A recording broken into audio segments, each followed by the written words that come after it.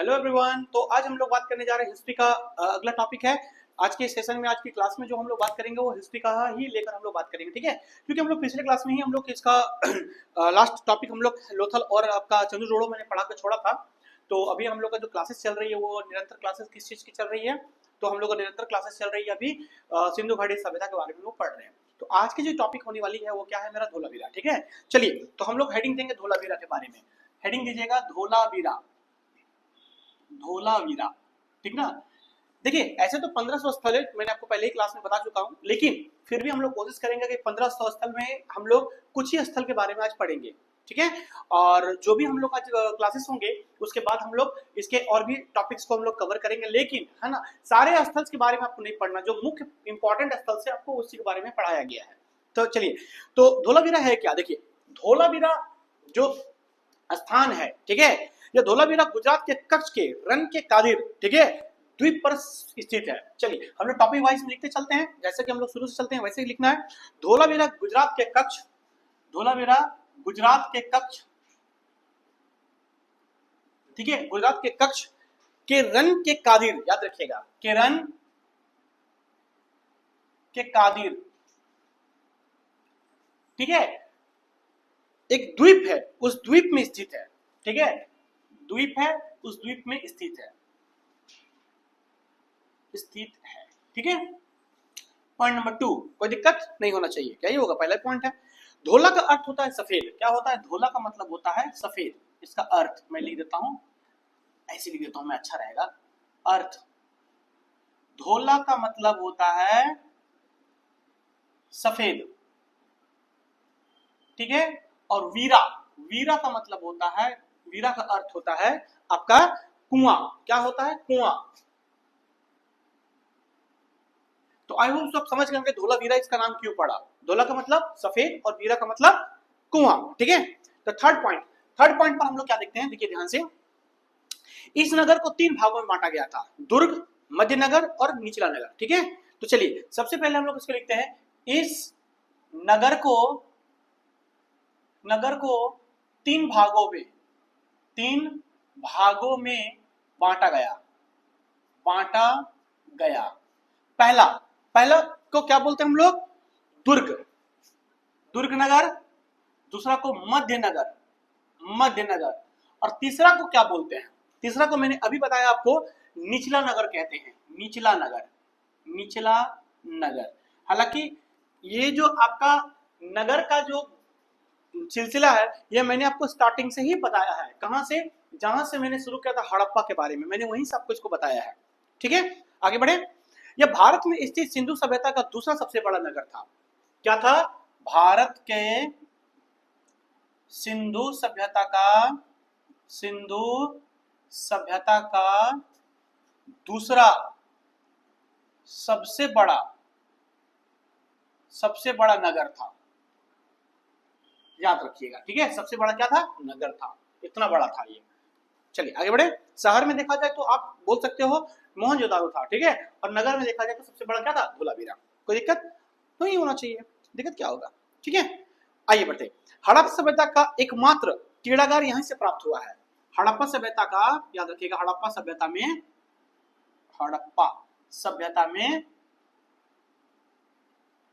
एकमात्र क्रीड़ागार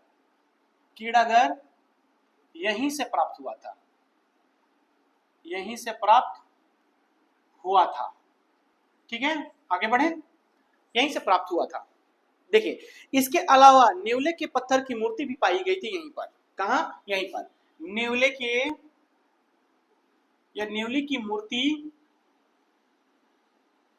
मूर्ति यहीं से पाई गई थी,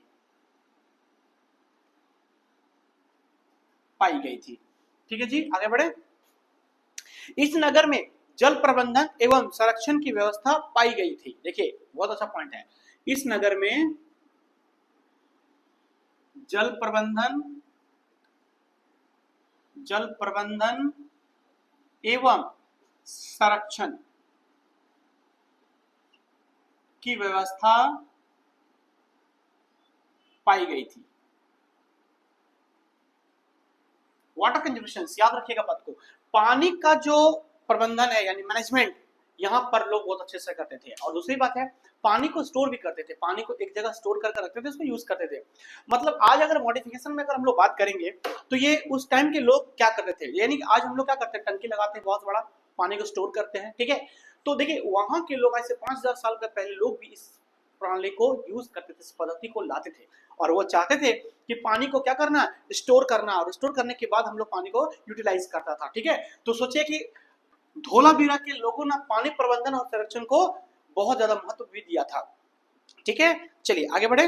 धोलावीरा में गिरा हुआ एक बड़ा उत्कीर्ण लेख संभवतः गिरा हुआ साइन बोर्ड है, याद रखिएगा, एक क्या है, साइन बोर्ड है, और मुख्य प्रवेश द्वार से इसको पास मिलता था।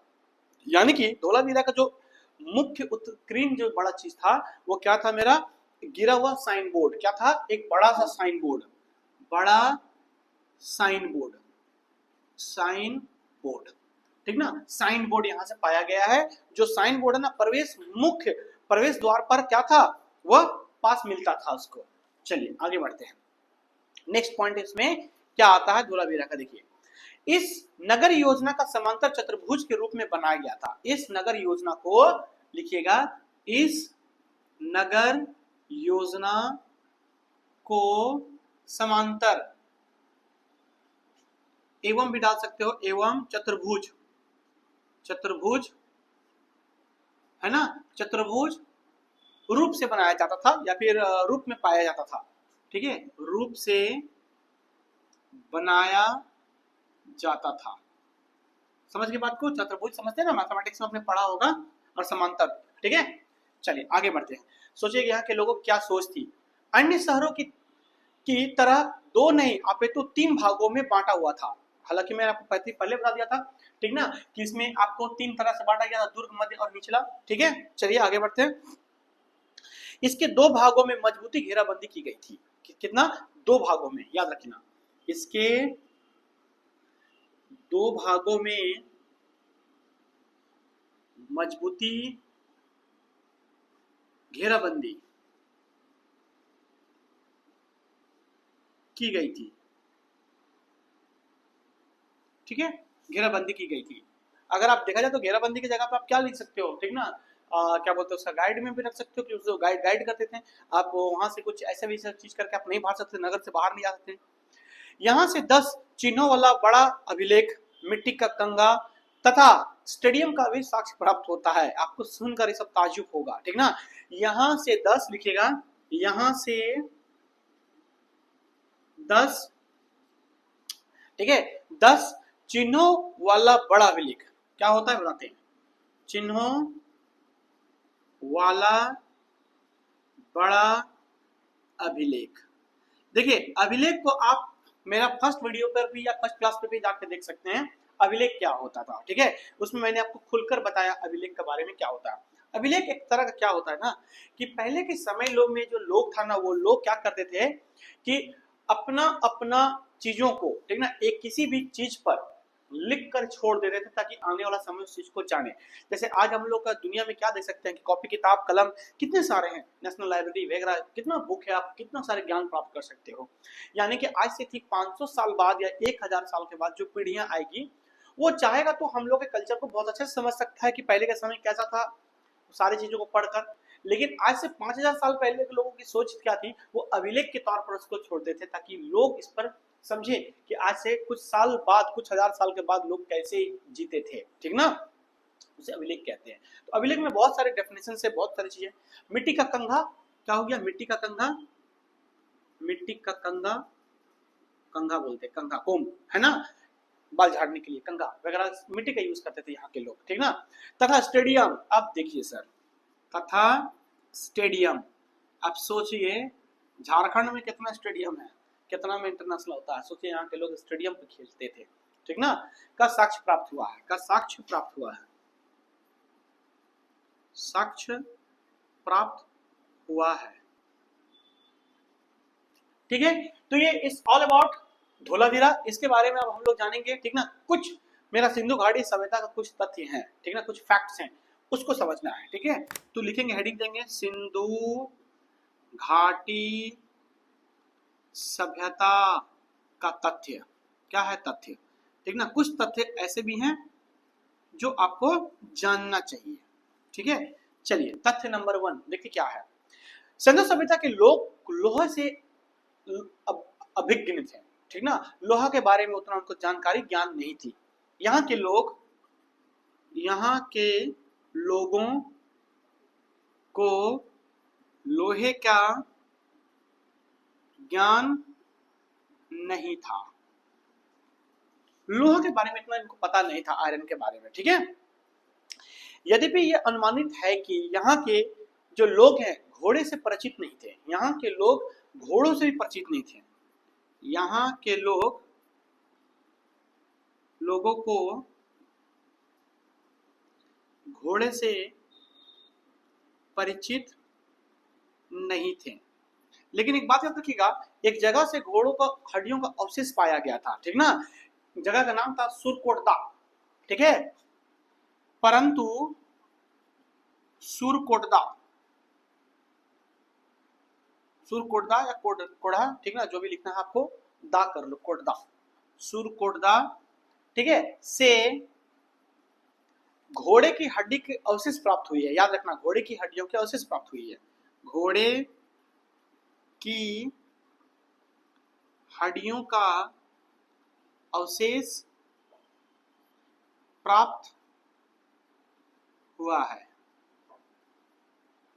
पॉइंट नंबर 3 देखिए, सिंधुवासी जो थे ना वो लिंग मूर्ति पूजक थे, परंतु आर्य के समय में ना ये लोग प्रकृति के पूजक हो गए थे। ठीक है, लिखिएगा सिंधुवासी लिंग पूजक, लिंग मूर्ति पूजक थे, परंतु आर्य प्राकृतिक पूजक थे।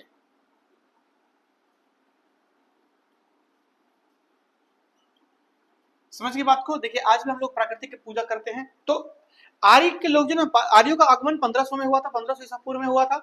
उसके बाद से ये लोग जो है वो लोग प्राकृतिक के पूजन हो गए थे। लेकिन याद रखें सिंधुवासी लोग लिंग के पूजा करते थे। वैसे भी मैंने आपको बता चुका हूं पहले भी, ठीक ना, कि क्या बोलते हैं, हमारे यहाँ महादेव भगवान की आपका ऑलरेडी, ठीक ना, प्रतिमा हम लोग यहाँ मिल चुकी थी। ठीक ना, तो इसके बारे में आपको डिटेल मैंने पिछले क्लास में ही बता चुका था। ठीक है, तो चलिए आगे बढ़ते हैं इसमें और अगला पॉइंट को कवर करते हैं। अगला पॉइंट क्या है देखिए ध्यान से। ठीक है, अगला पॉइंट कहता है कि मोहनजोदड़ो के अधिकांश निवासी जो है ना वो भूमध्य सागर के प्रजाति के माने जाते थे। कहां पर? भूमध्य सागर की प्रजाति। कहां का? तो मोहनजोदड़ो का। मोहनजोदड़ो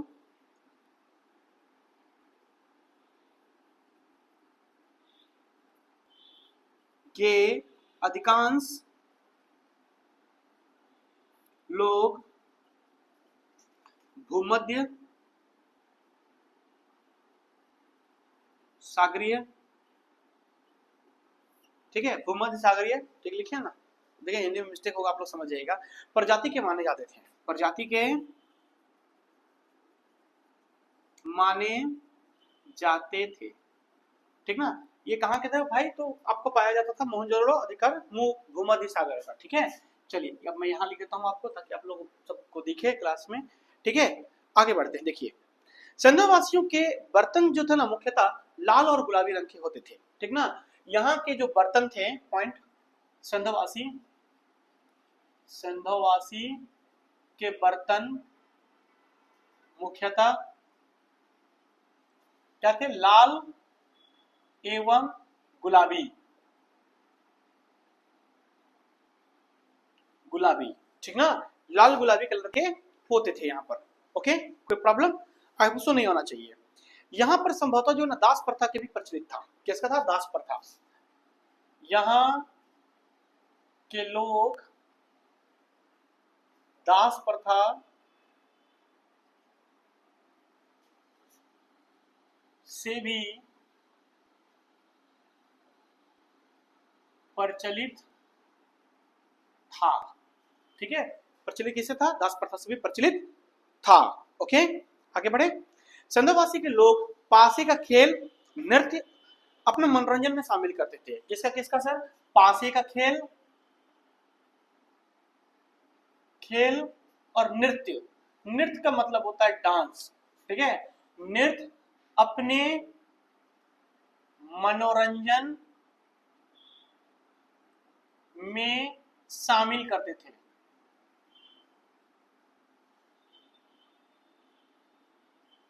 ठीक है, पासे का खेल तो जानते हैं, देखे होंगे महाभारत में भी शकुनी ने पासे का खेल ही खेलकर, है ना, पूरा पांडवों का सारा साम्राज्य को क्या किया था, वो निपटा लिए थे। ठीक ना, जिसके कारण आप सभी लोग जानते हैं कि महाभारत का एक मुख्य कारण होने का कारण वो भी था। ठीक है, चलिए आगे बढ़े।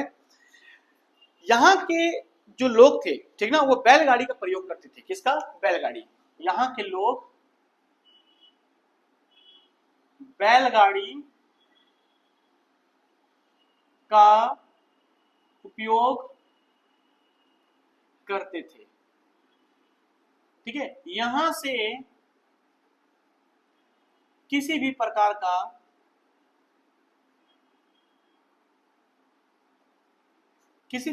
का गाय की मूर्ति प्राप्त नहीं हुई है।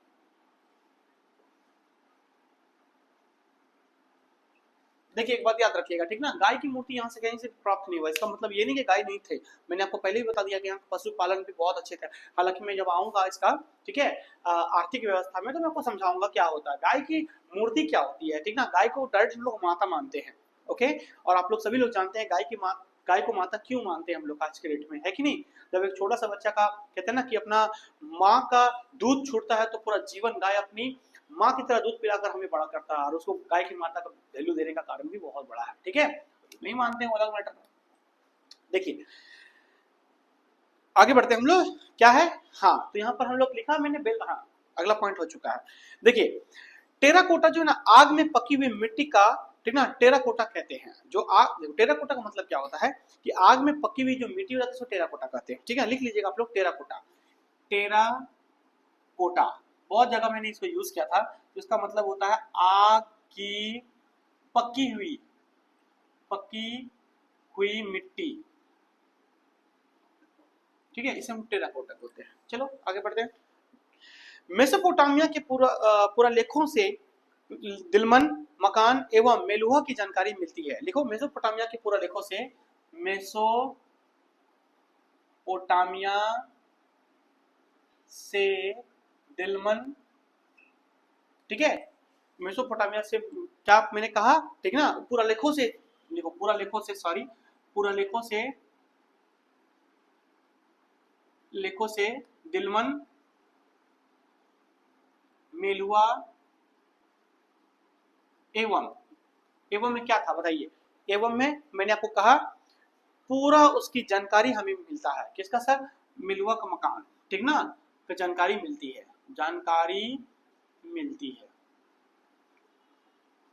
ठीक है।